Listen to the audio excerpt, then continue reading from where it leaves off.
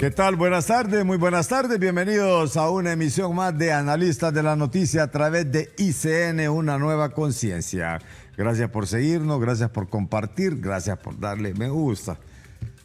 Gracias por sus comentarios positivos siempre. Eso es lo que necesitamos. Aunque cuando se critican también, cuando las críticas son bien fundamentadas y uno sabe que está cometiendo un error, pues no queda más que rectificar. Bueno, pasó el foro de Sao Paulo. Yo creo que más bien la gente de la derecha, por decirlo así, como que le dio demasiada importancia, más bien. Lo que me sorprendió es que hayan movilizado 2,000 policías para ese foro. Y quise confirmar la información y trascendió y al parecer era cierto. Hoy ya aparecieron defensores de derechos humanos diciendo de que a los jóvenes que aparecieron asesinados allá en Tatumbla, la policía sabía desde el lunes, y efectivamente desde el lunes sabían, habían capturado, ya habían detenido el carro, habían encontrado pruebas que incriminaban a los supuestos autores materiales de este crimen y que también probablemente sabían y que lo estuvieron ocultando porque estaba lo del foro Sao Paulo. Y ya el viernes aparecieron que se encontraron, el sábado ya, después que encontraron 4, ahora 1, 5. No sé, realmente hay algunas explicaciones por ahí, pero del blog de Oscar Estrada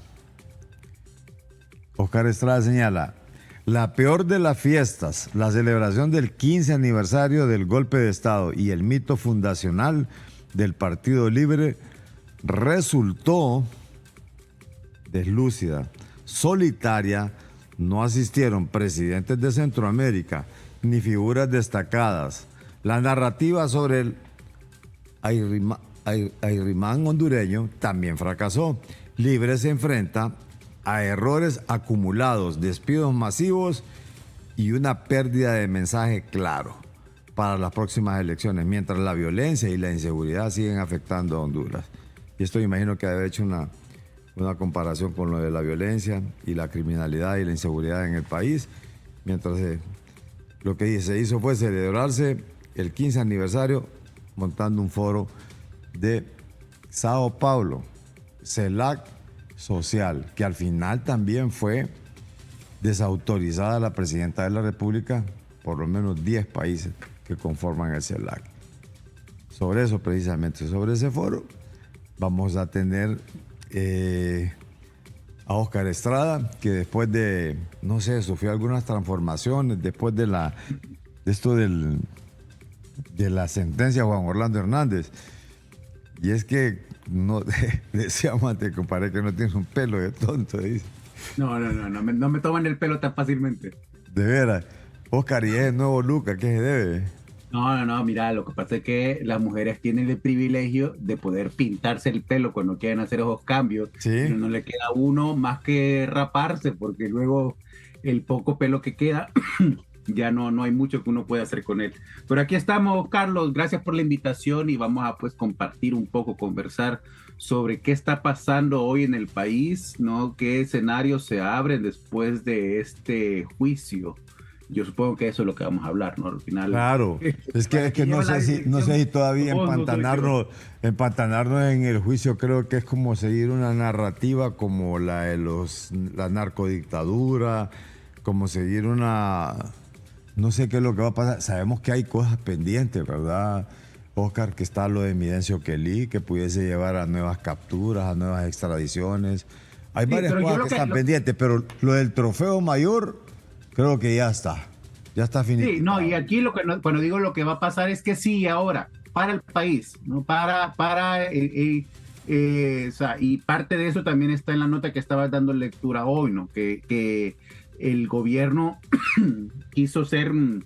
tenía planificado hacer todo un desfile, ¿no? Con la sentencia, ¿no? Con la condena de cadena perpetua, que incluso el mismo Juan Orlando estaba esperando también, y eso se se vino al traste, ¿no? Cuando la sentencia fue mucho menor de lo que esperaban, ¿no? Porque además abre toda una puerta de implicaciones que trae esta sentencia, ¿no? ¿Qué significa exactamente la sentencia? ¿Por qué no hubo una cadena perpetua? ¿Y qué están pensando las personas que están gobernando el país ahora que se han dado cuenta de que el tema de Juan Orlando no está completamente concluido?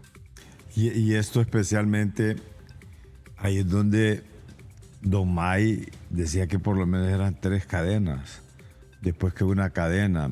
Finalmente dijo que 45 años era una cadena perpetua. Sí, no. Sí, ajá. Sí, no. No, porque si 45 años fuera una cadena perpetua, la fiscalía habría dicho, dele al juez, dele la sentencia que usted quiera, porque igual 45 años, 40 años es una cadena perpetua para la vida. Y la fiscalía fue bien claro, junto con la DEA, pidiendo cadena perpetua más 30 años, ¿no? Sí. Y eso tiene que ver con que estos 3 delitos de los cuales él fue condenado tienen una mínima y una máxima, ¿no? La mínima del delito de conspirar para introducir 5 kilos de cocaína, que es el cargo 1, tenía una mínima de 10 años y una máxima de cadena perpetua. O sea, no es lo mismo 10 años a cadena perpetua, ¿no? El segundo delito, el de posesión de armas de fuego para traficar con droga, tenía una mínima de 30 años y una máxima de cadena perpetua. Y el tercer delito no tenía mínima, ¿no? Pero el juez decidió darle 5 años y tenía una máxima de cadena perpetua. Entonces, cuando Mike y todos los otros analistas hablaban de 3 cadenas perpetuas, lo que estaban haciendo referencia era la máxima de estos 3 delitos. Y eso tiene que ver con que siempre se asumió y se dijo de que Juan Orlando Hernández era la cabeza de la estructura criminal, ¿no? La cabeza de esta estructura que usó el Estado y convirtió el Estado hondureño en un narcoestado para traficar cocaína en Estados Unidos. Esa fue la narrativa de la extradición, esa fue la narrativa de todo el proceso, y llama la atención que luego ya en la sentencia el juez decide cambiar la narrativa y no darle el máximo, sino darle el mínimo. Ahora, que hay 2 cosas, Carlos, que el juez no actúa porque considera de que Juan Orlando tiene 54 años y que tuvo piedad, nada de eso. O que tiene un hermano con la misma condena. O que tiene... La cadena perpetua no es para gente joven solamente, los viejos pueden ser condenados a cadena perpetua. Si Carlos comete un delito... ¿Pero cuál Carlos? Porque Carlos López no creo. Ajá. Si Carlos López comete un delito que es considerado que merece una cadena perpetua, no van a decir, puta, mire lo que viejito que está, déjenlo libre. No. A la cadena perpetua, y si se muere a los 5 años es problema del prisionero, ¿no? Entonces sí. no hay aquí un asunto de compasión ni de piedad. Hay, a mi juicio, un asunto de entender un poco dentro de la condena, el veredicto de culpabilidad que tuvo, ¿no? Entender un poco cuál era el rol que tenía Juan Orlando en esa estructura, ¿no? Y al condenarlo con el mínimo, lo que nos está diciendo es que sí recibió dinero del narcotráfico, que eso fue algo que se probó en el juicio, que sí formaba parte de esta conspiración desde que al haber recibido el dinero del narcotráfico se comprometió con ayudar y proteger ciertas estructuras criminales, pero que no era la cabeza, ¿no? Y por no ser la cabeza de esta estructura, le corresponde el mínimo que tiene la pena. ¿Qué quiere decir eso? Quiere decir que cualquier otra persona que sea procesada, de los políticos hondureños, que sea procesado como parte de esta conspiración y que se ha llevado a la Corte de Nueva York o a cualquier corte en Honduras y se ha encontrado culpable de recibir dinero del narcotráfico para su campaña política a cambio de protección, información o simplemente simpatía, lo que sea que se comprometa a hacer, ¿no? Le va a corresponder el mínimo de la pena, que es 45 años. Interesante, pero a mí me dejó más ya siguiendo un paso un poco más adelante, Oscar, porque ahí se quedaron. El juez determinó y al final el juez era el que tenía que... La fiscalía podía pedir 1000 años y ya estuvo, pero el juez es el que sabía definirlo y el juez definió eso y punto. Y aquí se ha especulado mucho de que puede revisarle, que le pueden hacer esto, que le pueden hacer lo otro. Para mí es sencillo, se quedó con los 45 años y ya estuvo.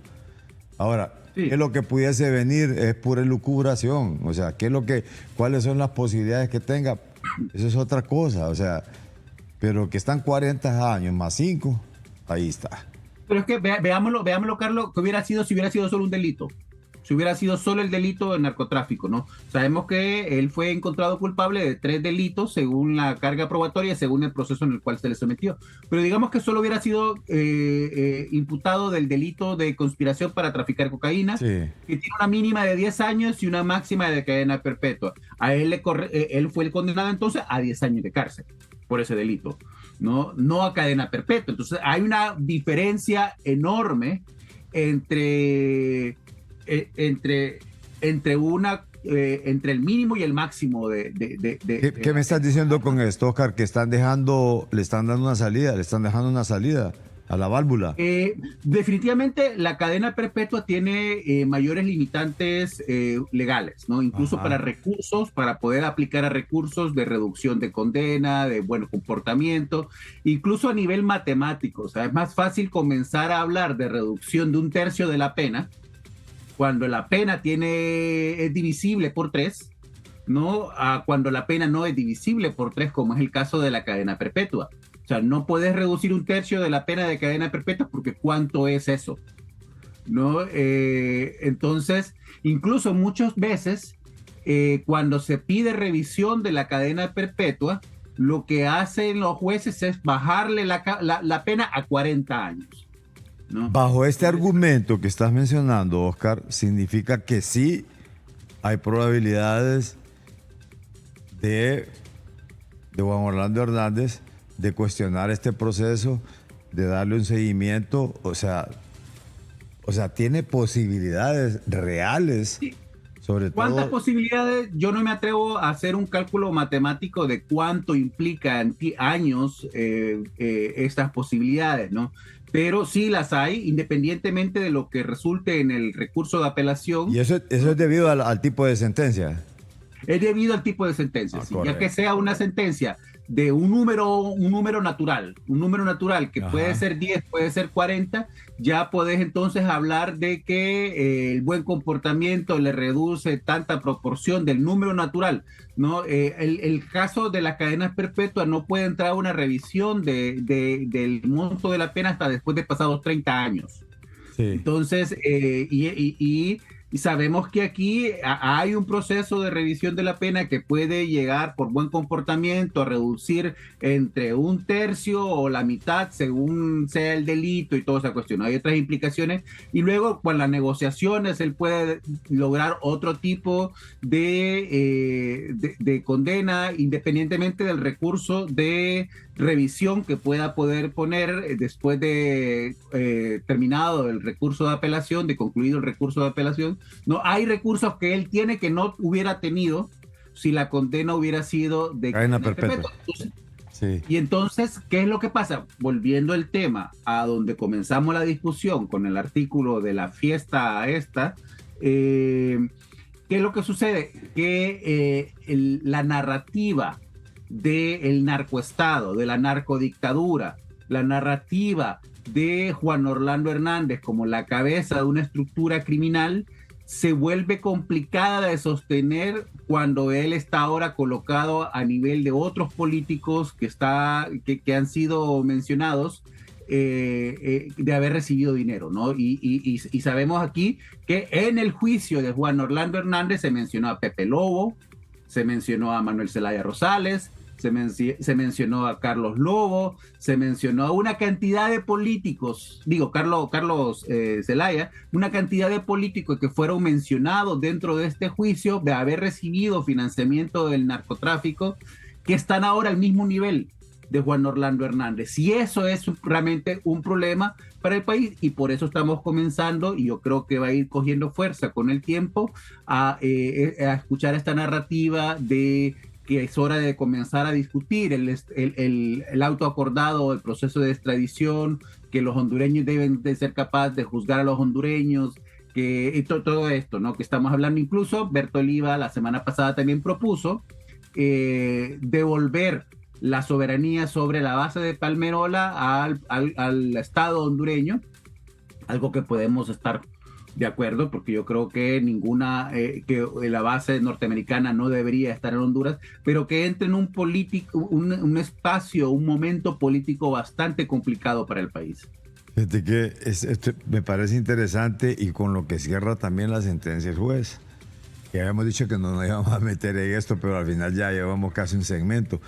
Oscar, y es la parte esta que le dice, la corrupción le corresponde resolverla en tu país, ¿cierto? Me imagino que lo de los asesinatos también. Aquí es donde tienen que resolverse. Ahora, sí, ese papel de fiscales que envían el Ministerio Público para los juicios, me imagino que ha de estar haciendo lo suyo con temas. Le corresponde. Lo que pasa, Carlos, que en el caso de Juan Orlando Hernández, ¿no? O sea, ahí estaban los fiscales hondureños.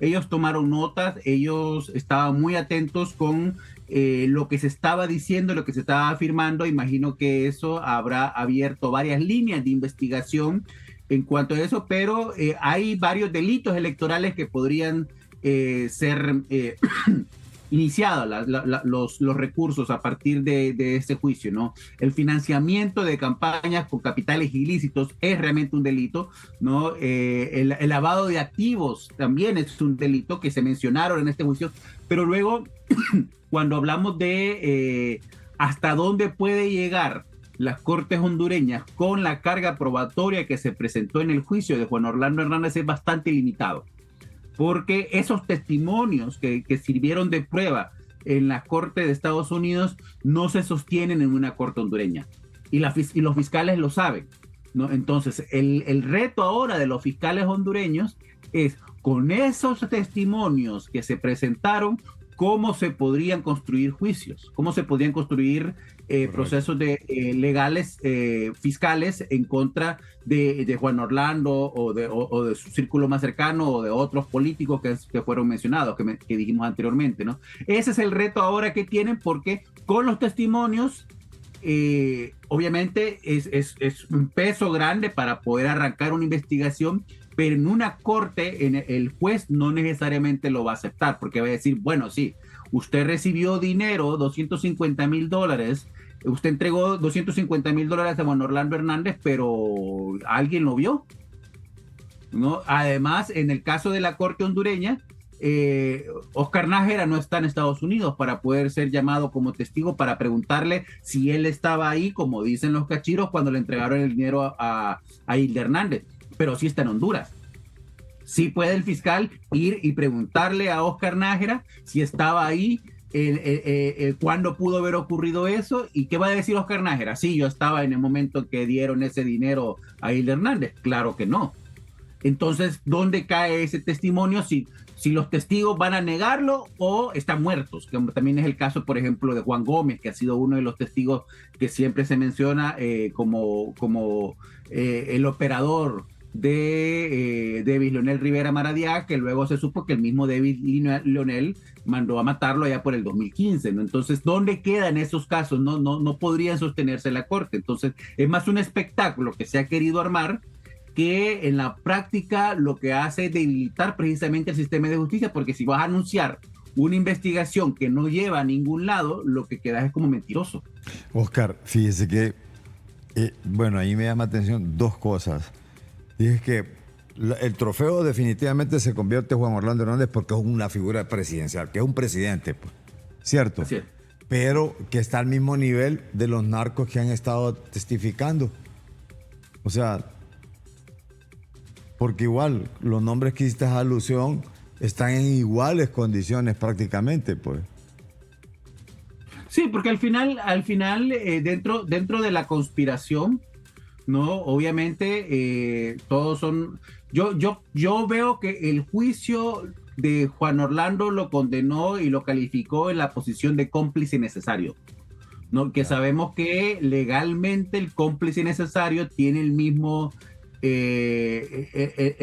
peso que el autor material, ¿no? Porque sin el cómplice necesario, el autor material no podría haber funcionado, ¿no? Es el caso de escuela de derechos. Si yo te doy el arma y vos disparás, yo soy el cómplice necesario porque sin el arma, vos no hubieras podido disparar. Sí, ¿no? Entonces, los políticos se convierten en los políticos, los policías, ¿no? Que no traficaron cocaína. Ojo, en el caso de Mauricio Hernández Pineda, en el caso del Licona, no sé, que se llamaba el otro, que testificó también en el juicio. Estos no eran solamente cómplices necesarios, sino que eran autores materiales. Estos sí conspiraron, sí se reunieron, sí dijeron, vamos a mover la cocaína, vamos a cuidar este camión, vamos a hacer ese tipo de acciones. Son distintas que simplemente aceptar el dinero de campaña a cambio de información de las operaciones militares o a cambio de información de los procesos judiciales o de asistencia, ¿no? En un juez. ¿Qué es lo que pasa en el caso de Juan Orlando? Que se habla de que hubo una entrega de dinero, pero nunca se probó que Juan Orlando se haya reunido con un fiscal para decirle, quíteme esa investigación. Y entonces, si Juan Orlando Hernández no era la cabeza, andan tras la búsqueda de la cabeza los gringos todavía. Pues. Es que el narcotráfico no tiene una cabeza. El narcotráfico nunca ha tenido una cabeza. Varios los tentáculos, ¿no? No, el narcotráfico tiene un montón de cabezas. No, cada estructura tiene su propia cabeza, cada cartelito tiene su propia cabeza.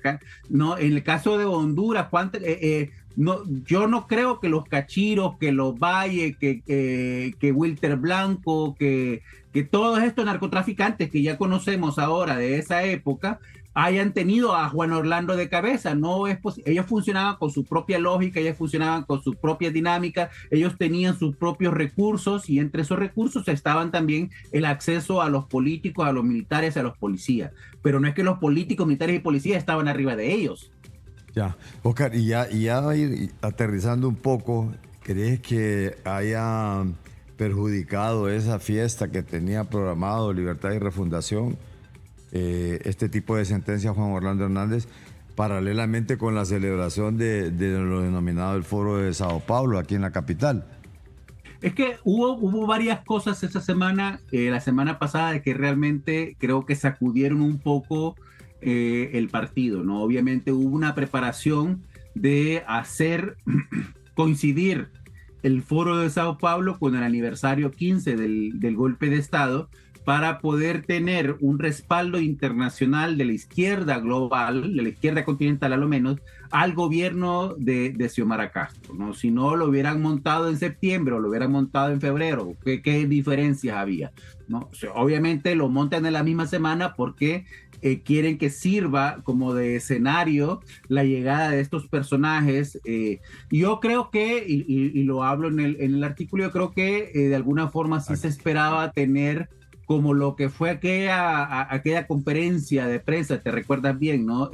Frente a Casa Presidencial en el 2008, cuando llegó Hugo Chávez, cuando estaba ahí Evo Morales y estaba Rafael Correa y Daniel Ortega, ¿no? Y Mel estaba ahí en su esplendor, ¿no? Creo que ese fue el momento de mayor logro político que tuvo Mel Zelaya durante su administración, y fue cuando Hugo Chávez lo nombró comandante vaquero y le dijo pitillanque a Roberto Micheletti, a la derecha hondureña, todo eso, ¿no?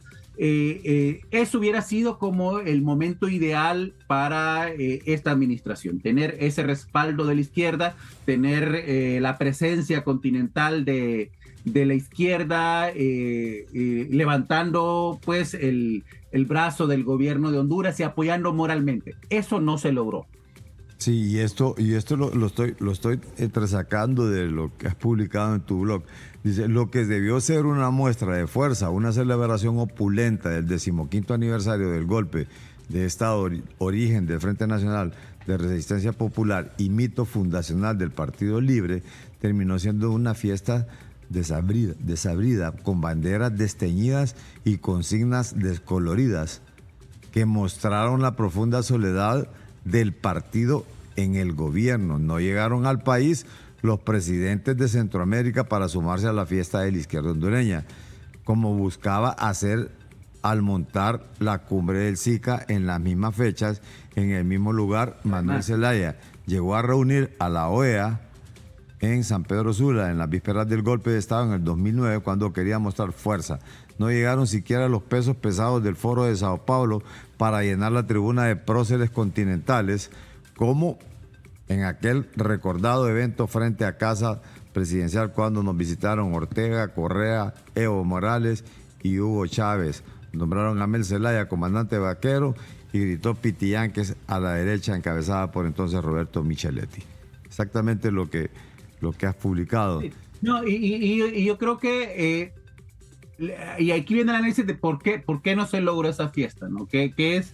Y esto obviamente es mi apreciación. Si le preguntamos a los dirigentes de Libre, ellos harán otra calificación de esta fiesta, ¿no? Pero esta ha sido una semana bien dura para el gobierno, parte de una fractura con la salida de Jorge Cáliz, que podrán minimizarla todo lo que quieran minimizarla, podrán hablar de depuración, podrán hablar de lo que quieran, pero estamos hablando de que un 20% de la bancada del partido se salió del partido, ¿no? Y que la principal figura contra la cual iban a enfocar baterías para poder movilizar a su base en las elecciones internas ya no está.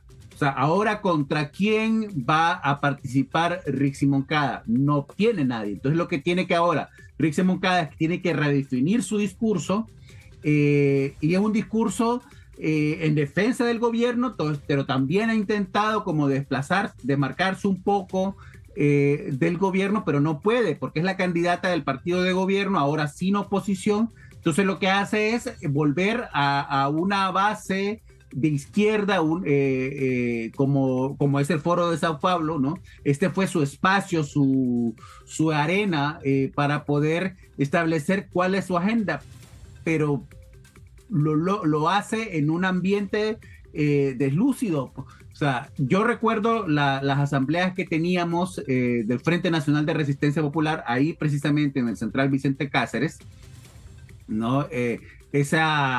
Esa actividad que se armó era exactamente una copia de lo que se organizaba cuando el Frente Nacional de Resistencia Popular, y se hacía ahí porque no se tenía dinero.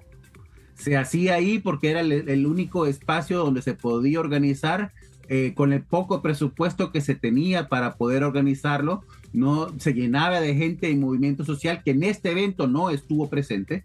No, ahí no fueron los garífunas con Miriam Miranda, no estuvo Copín como Copín, no estuvo la gente del bloque del movimiento amplio, o sea, un montón de organizaciones que daba esa sensación de pluralidad que tuvo en su momento el Frente Nacional de Resistencia Popular. Ahí habían activistas del Partido Libre, empleados del gobierno, y para de contar.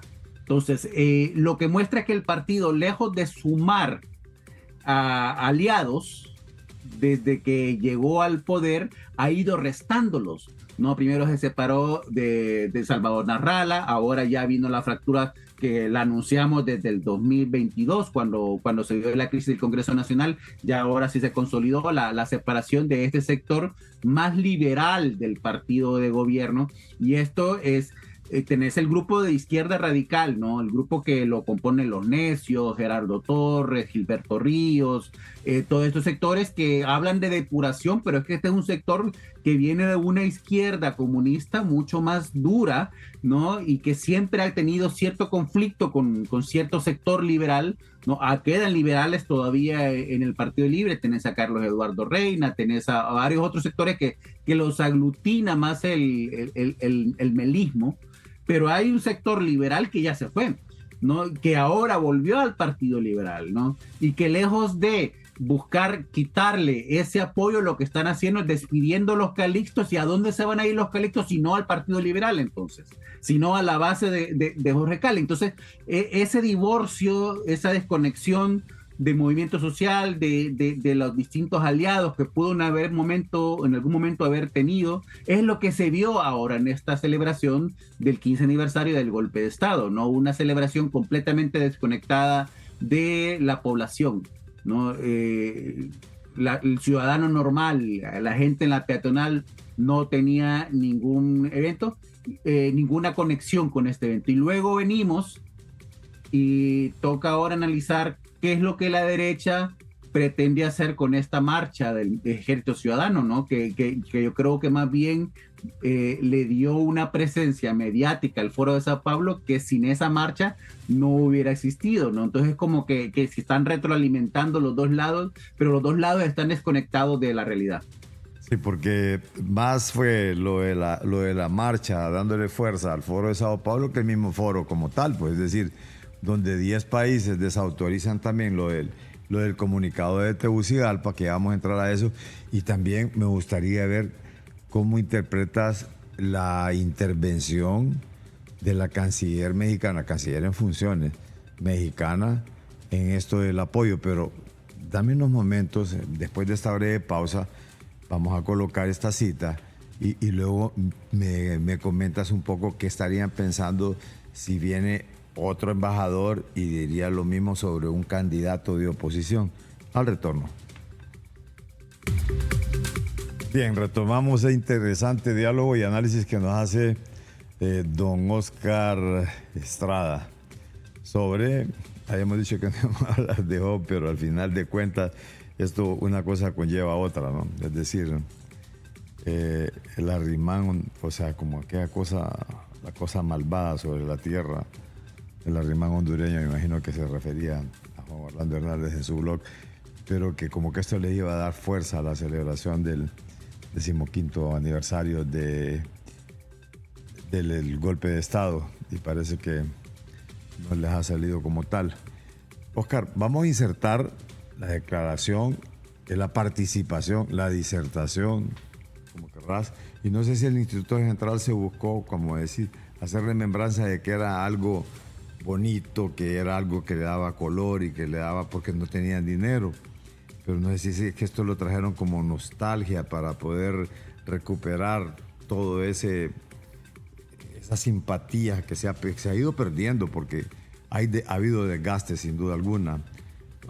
Puede ser que es una cuestión de nostalgia. En todo caso es un error a nivel de imagen.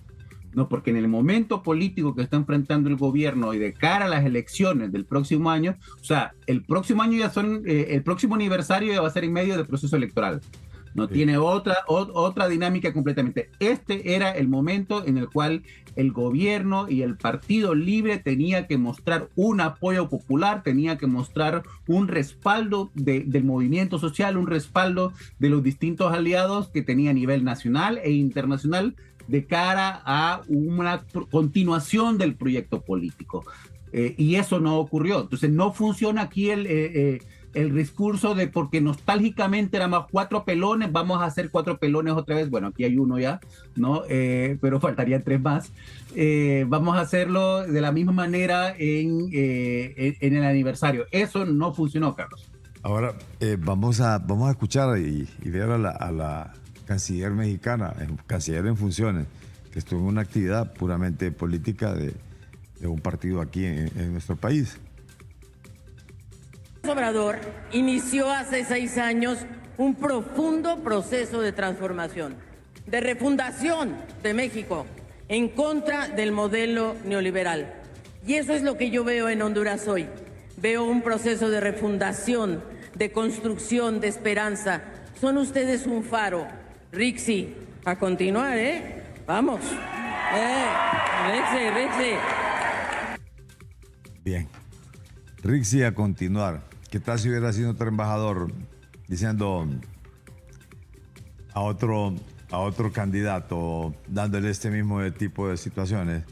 Hubieras dicho no, pues tendríamos ya el comunicado de Cancillería hablando de injerencia política, ¿no? Y tampoco hay que ignorarlo.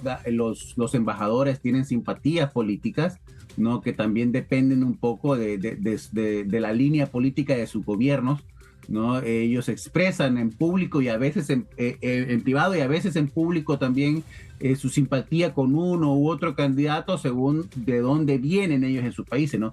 Y en el caso de México, obviamente el gobierno de México se identifica como un gobierno muy cercano al gobierno de Xiomara Castro, y viene ahorita de una victoria contundente de la candidata oficialista en México, Claudia Sheinbaum. Entonces, todo ese respaldo viene a querer posicionarse acá, pero no es lo mismo que lo diga, yo no sé el nombre de la canciller, la verdad, y ese es parte del problema. Yo no conozco quién es ella. No es lo mismo que lo diga ella, que lo diga Cristina Fernández, a que lo diga Rafael Correa, que lo diga Lula da Silva. Entonces ves aquí cómo entran figuras de segundo plano que ellos conocen bien, pero que a nivel de conexión con el pueblo no resuenan, porque ¿quién conoce, aparte de ellos, a estas personas que llegaron al foro? Sí, pero, o sea, tú dices que ya había salido un comunicado de repente, pues. Seguramente ya hubiera salido, ¿no? Si la embajadora de Estados Unidos llegara a decir que prefiere a Salvador Narrala como candidato o a Titas Fura, ¿no? Y le da ánimos para seguir en su proyecto, pero son sus aliados, son su línea política. Tampoco debemos de actuar espantados, tampoco debemos ser ingenuos con cómo se maneja la política internacional. Sabemos que este gobierno además ha sido bastante parcializado a nivel de manejar su discurso a nivel internacional. Cuando le conviene acepta la injerencia extranjera, cuando no le conviene la rechaza, incluso con Naciones Unidas, con la EA, ¿no? En todo ese sentido. Ahora bien, Oscar, cuando hablas de que Rixi tiene que replantear o redefinir su discurso, pero también escuchamos un discurso de Rixi muy parecido al de Manuel Zelaya Rosales. Es porque precisamente, ¿qué es lo que pasó, Carlos? ¿Qué es lo que había dicho Rixi durante todo este mes, desde enero que lanzó su campaña? ¿Cuál había sido su eje central de discurso?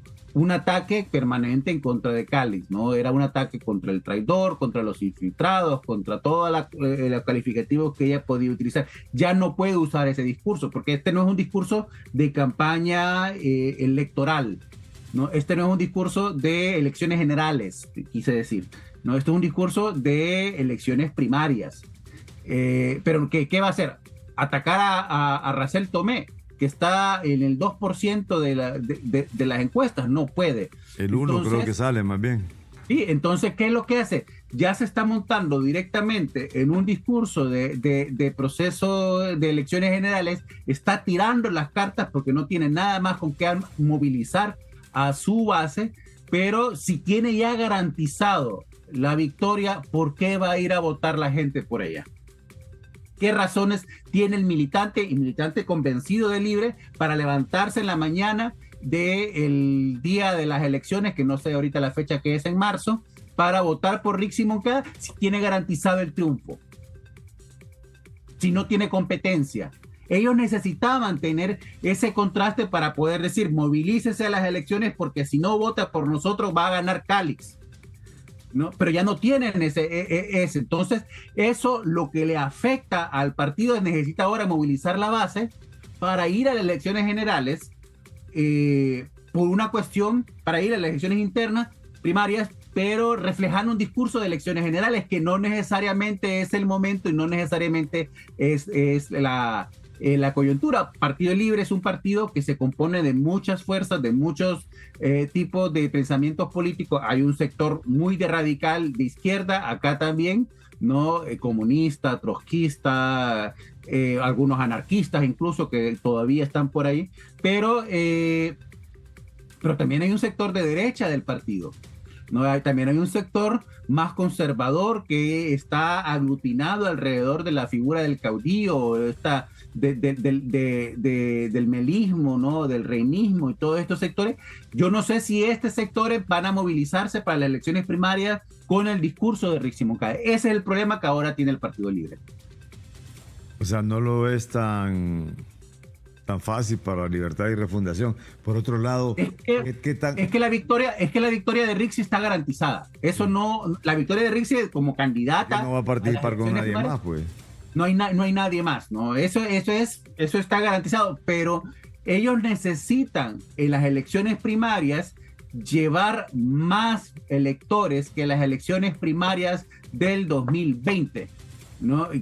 ¿Cuántos fueron? 500,000 votos. Ellos necesitan 700,000 votos, 800,000, 900,000, 1,000,000 de votos en las elecciones primarias, y eso no se va a lograr sin un contrincante con el cual enfrentarla y movilizar la base para defender esa victoria. Está complejo, ¿no? Ahora bien, ¿qué tan orgánico crees que sea el problema entre Jorge Cálix con Manuel Zelaya Rosales? No, yo creo que es real. No, hay rumores de que hablan de que Cálix es el caballo de Troya dentro del Partido Liberal, que está queriendo disfrazarse del liberal para luego sacar el sombrero y ponerse que es melista, ¿no? Y ponerse el bigote y llevar el proyecto otra vez para los objetivos de Mel. Yo creo que eso es darle demasiado crédito a un caudillo que está en los últimos años realmente funcionando más por una cuestión intestinal y no necesariamente cerebral, ¿no? La fractura es real, la división es real. Lo que le hicieron en el proceso de elección del Congreso Nacional no es falso, no es ficticio, no es montaje. Sí. No es un montaje, realmente es real, y esas cuestiones personales que se han convertido también en cuestiones políticas, y cada vez veo más difícil ese acercamiento con el sector melista del partido. En algún momento, quizás en el 2022, pudo haberse dado este acercamiento con un poco más de sabiduría, con un poco más de inteligencia por parte de la dirigencia del Partido Libre, ¿no? Lo mismo ocurre con Salvador Narrala. Creo que la división, con Salvador Narrala, eso venía desde antes. O sea, que Salvador se sumara a la alianza en el 2020 realmente fue algo que no me lo esperaba, porque la fractura que en el 2017 fue tan profunda que realmente esa alianza tenía ya fecha de caducidad bien clara desde el principio, ¿no? Pero en el caso de Cálix, sí, la separación, la división, la diferencia son reales y son, creo yo no diría irreconciliables, porque en política no hay nada permanente. Obviamente, en el futuro las condiciones pueden cambiar y pueden haber cercanías entre estos candidatos, pero en estas elecciones generales la contienda está a muerte. Oscar, realmente, ¿qué pasaría, digamos, que esas fuerzas en el Congreso, cómo se van a mover ahora?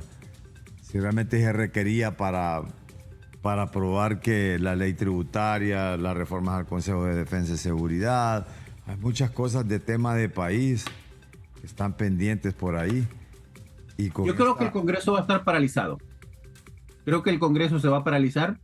El Partido Nacional definitivamente es un partido que necesita separarse cada vez más del Partido Libre, especialmente con esta campaña que hay en contra de Tito Afura, que lo señala como alguien que negoció impunidad con Manuel Zelaya a cambio de esos puestos de elección popular, ¿no? El Partido Nacional necesita separarse del Partido Libre para poder separarse de esa campaña y de ese discurso, ¿no? Entonces ahí no hay posibilidades de ningún tipo de cercanía. Ahí puedes tener por seguro que va a ser un no rotundo a cualquier propuesta que venga por parte del oficialismo para el Congreso Nacional.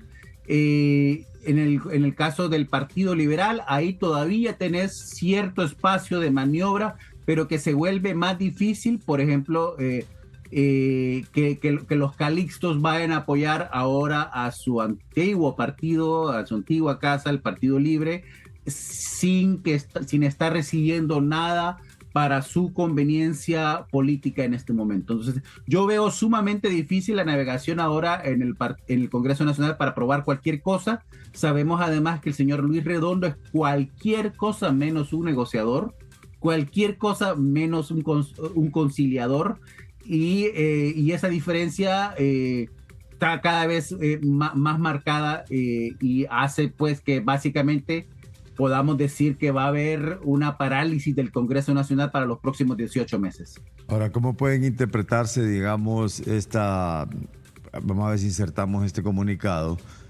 donde hay países que realmente rechazan completamente precisamente ese comunicado conjunto de países miembros del CELAC en relación con la declaración publicada con CELAC Social? Ante el documento circulado con el título de Declaración de Tegucigalpa y bajo el nombre de CELAC Social, los gobiernos de Argentina, Chile, Costa Rica, Ecuador, Guatemala, Panamá, Paraguay, Perú, República Dominicana y Uruguay desean aclarar lo siguiente: no existe dentro de la comunidad de estados latinoamericanos y caribeños CELAC un segmento, programa ni iniciativa denominada CELAC Social, por lo que ninguna manifestación divulgada bajo ese nombre representa una comunicación oficial de la CELAC. El contenido de la llamada Declaración de Tegucigalpa no fue consultado con los estados miembros de la CELAC, ni es un documento que deba entenderse como emanado de la CELAC, ni representa la visión ni opinión consensuada del mecanismo CELAC, ni de sus estados miembros. En vista de todo lo anterior, Argentina, Chile, Costa Rica, Ecuador, Guatemala, Panamá, Paraguay, Perú, República Dominicana y Uruguay, estados miembros de la CELAC, solicitan a la presidenta pro tempore, ejercida por la República de Honduras, se aclare públicamente que la llamada Declaración de Tegucigalpa no es un documento ni una posición oficial de la comunidad de estados latinoamericanos y caribeños. Yo creo que hasta esto más pudo haber perjudicado todo esto del Foro de Sao Paulo, ¿no te parece, Oscar? Obviamente el Foro de Sao Paulo no ayudó a consensuar la reunión del CELAC. O sea, hay gobiernos de la América Latina bastante, igual que el Partido Nacional, ¿no?, dispuestos a marchar en contra del Foro de Sao Paulo, que no iban a querer estar en el país para poder formar parte de la pantomima. Creo que el invento de CELAC Social fue un esfuerzo para ocultar, aprovechando quizá la ignorancia que muchos hondureños tenemos en cuanto a lo que son las relaciones internacionales y las organizaciones internacionales, ¿no? Como que decir, vamos a nombrar un grupo, qué sé yo, OEA Estrada, ¿no? O sea, la gente va a decir, ¿y eso de dónde te lo sacaste? ¿No? Pero el problema es que como no hubo un respaldo de la comunidad, no hubo realmente una estructura internacional que viniera y que apoyara realmente, ¿no?, más allá del Foro de Sao Paulo, que vemos que toda la reacción que generó, quisieron ocultarlo con fue el CELAC Social, que ya es una marca registrada del CELAC, ¿no? Se volvió pues más bien más caro a nivel político que el haber tenido nomás cualquier otro calificativo, ¿no? Quisieron ocultar esto como algo y presentar como un respaldo internacional a una iniciativa partidaria del gobierno de Libre, y eso le salió mal, pero también muestra un poco también cómo las relaciones internacionales en Cancillería, la forma que Cancillería ha llevado las relaciones internacionales, han ido de tropiezo en tropiezo. Este asunto del CELAC creo que es la segunda, tercera vez que ocurre,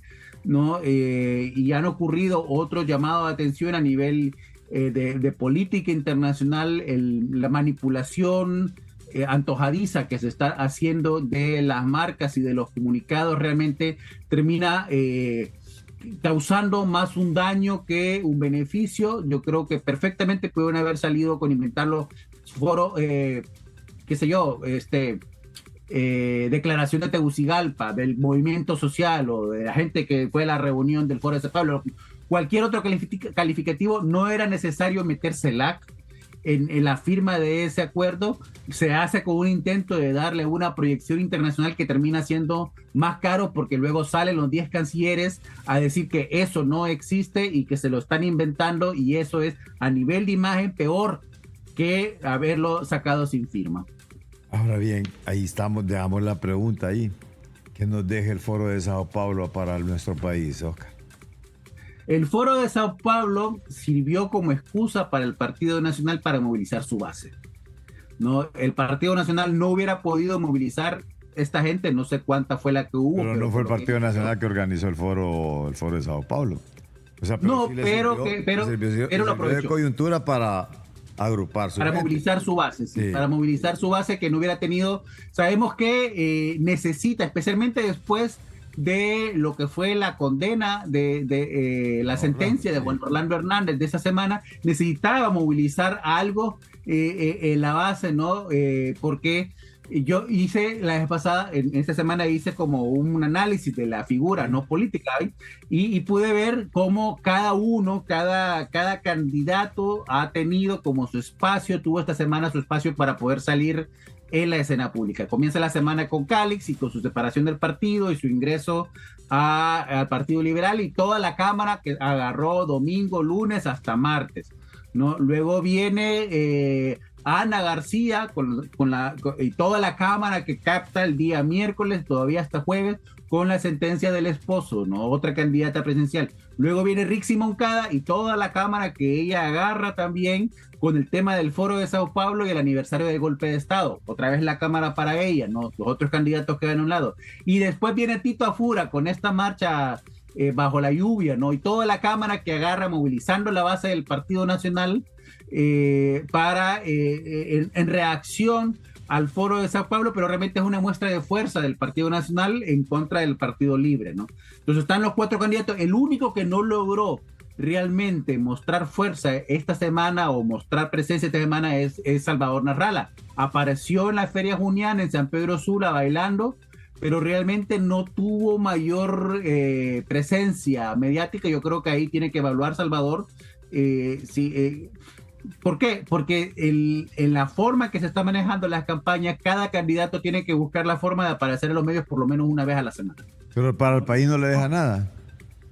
¿Ah? Al país no le deja nada, pues. No, que lo que deja al país es otra discusión, Carlos. Aquí estamos hablando de objetivos de campaña, de presencia mediática, de que la gente se recuerde de que está ahí este candidato y de que yo voy a votar por este candidato. En cada semana tiene que aparecer alguien, ¿no? Entonces, si el Foro de Sao Paulo no hubiera ocurrido, si el aniversario del golpe de Estado se hubiera dado como un aniversario con objetivos más modestos, ¿no? Con objetivos más de partido, un 15 aniversario para conmemorar el golpe de Estado y revivir la memoria de los mártires y todo, algo muy, muy del derecho del Partido Libre de estar recordando, como el Partido Nacional tiene derecho de estar poniendo flores a la estatua de Manuel Bonilla allá en el parque de La Leona.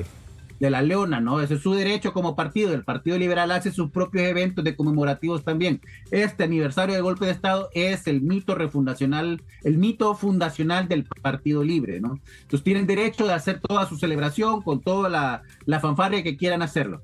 Pero si lo hubieran hecho de manera más modesta, más hacia el partido y no hacia el gobierno, no con pretensiones internacionales, el Partido Nacional no hubiera tenido la excusa para movilizarse, porque el Partido Nacional no puede movilizarse para conmemorar el golpe de Estado, ¿no? Porque Romeo Vázquez Velázquez puede movilizar sus bases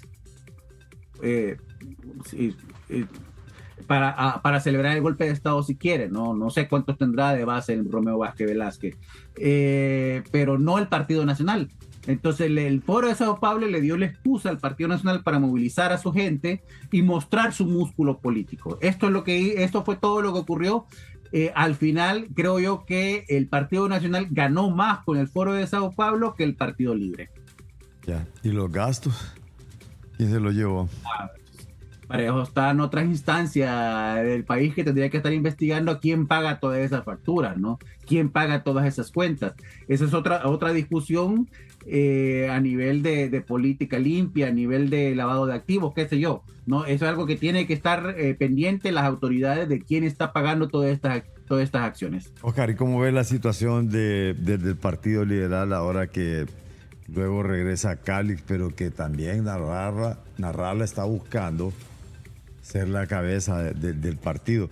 Algunos dicen, Jorge llega artillado por lo menos, llega con sus bases de diputados, llega con esto y con lo otro, llega con cierta fuerza política, pero Narrala, ¿con qué llega? O sea, y esa es la pregunta, ¿se le ha dificultado más bien al Partido Liberal este tipo de situaciones de que le esté llegando gente lejos de más bien fortalecerlo y que salga una sola cabeza de ahí para hacerle o que agrupe una gran oposición en contra de Libertad y Refundación para el próximo proceso electoral?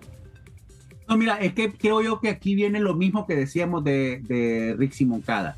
O sea, que Rixi Moncada no tenga un adversario de peso dentro del partido realmente es un problema para el partido en las elecciones primarias, ¿no?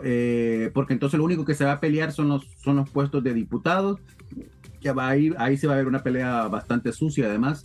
El Partido Liberal, creo yo que la presencia de candidatos que un buen sector de la población los mire con opciones de ser victoriosos en la contienda generales le ayuda mucho al partido, ¿no? Porque sabemos que el partido no, primero nadie quería ser candidato, luego hubo algunos que aparecieron ahí con cierta timidez, como Quintín Soriano, ¿no? Pero Quintín Soriano no logró movilizar realmente, pegar a nivel en narrativo con opciones reales de triunfo a las elecciones generales, ¿no?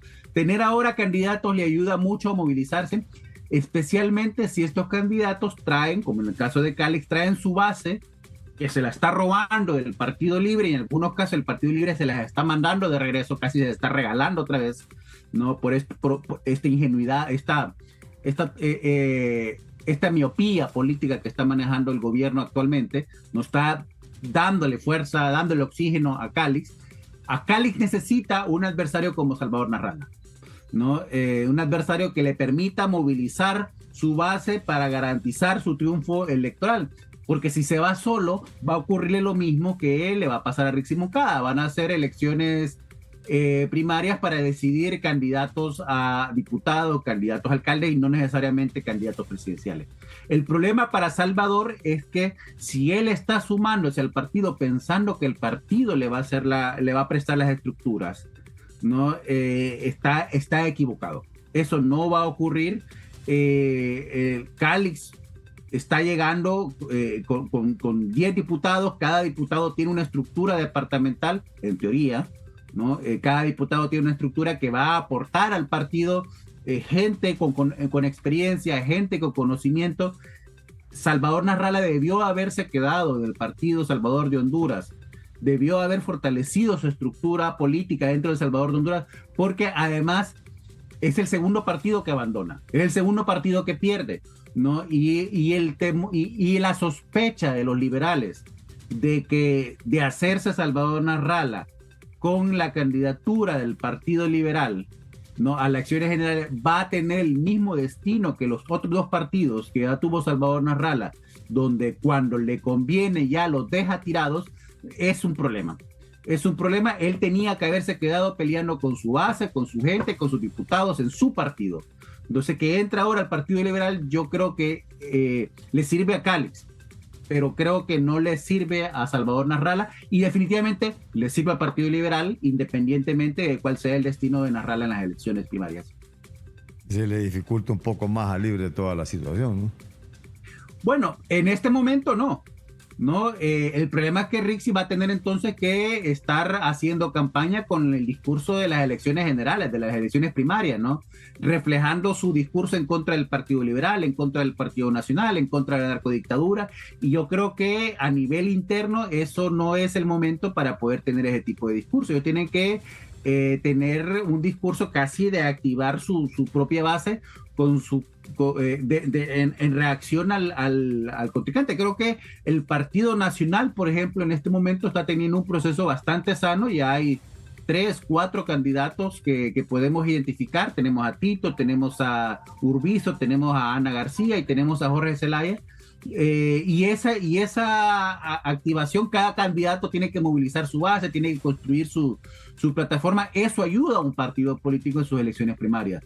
El no tener eso realmente hace que el partido llegue como ir a un partido sin haber entrenado, como ir a un mundial de fútbol sin haber nunca tenido un partido de repechaje, ¿no? Realmente puedes jugar el partido, pero tu condición física, tu capacidad organizativa, tu conocimiento del terreno y de las capacidades de los camaradas, ¿no? De los compañeros de partido, se limita mucho cuando no has tenido la oportunidad de ponerlos a prueba. ¿Cálculo de error político o cálculo político en el caso de Calix? ¿Le faltó a Libre? Creo que fue un error político del Partido Libre no haberle permitido desde el principio inscribir su candidatura y dejarle competir con sus propios recursos dentro del Partido Liberal. Creo que no solamente muestra una naturaleza antidemocrática del Partido Libre, sino además muestra también una falta de visión. El creer que Jorge Calix no se iba a salir del Partido Libre y planificar esta trampa que tenían planificada para las elecciones, para descubrir en septiembre, ¿no? De que él tenía que pedir permiso a la Asamblea y que no tenía derechos para participar. Esa trampa le salió mal. Creo que el gran daño no solamente es la trampa que tenía planificada, sino además el gran daño que les causó Rodolfo Pastor Fasquel con este desliz que tuvo en esa entrevista le salió caro al partido, ¿no? Las elecciones primarias, las elecciones no deben de ganarse con trampas. No es un asunto de quién es el más vivo acá para poder saber quién saca la trampa. Es el problema que tiene el Congreso Nacional ahorita, es que es un Congreso que se impuso con la estrategia del más vivo. Es un Congreso que se impuso sin los votos, ¿no? Violentando la ley, malinterpretando los vacíos que la misma ley tiene para poder tener cierta legitimidad. Y eso es lo que se quería hacer nuevamente con Jorge Calix, y el error fue pensar que él no lo iba a ver, que él no iba a reaccionar a eso y que no tenía opciones. Ahí no está el error del Partido Libre. ¿Cómo no? Muchas gracias, Oscar. Muy amable. Saludos, Carlos. Siempre un gusto estar conversando con vos. Bien, muchas gracias. Igualmente. Oscar Estrada, aquí en Analistas de la Noticia. Buenas tardes.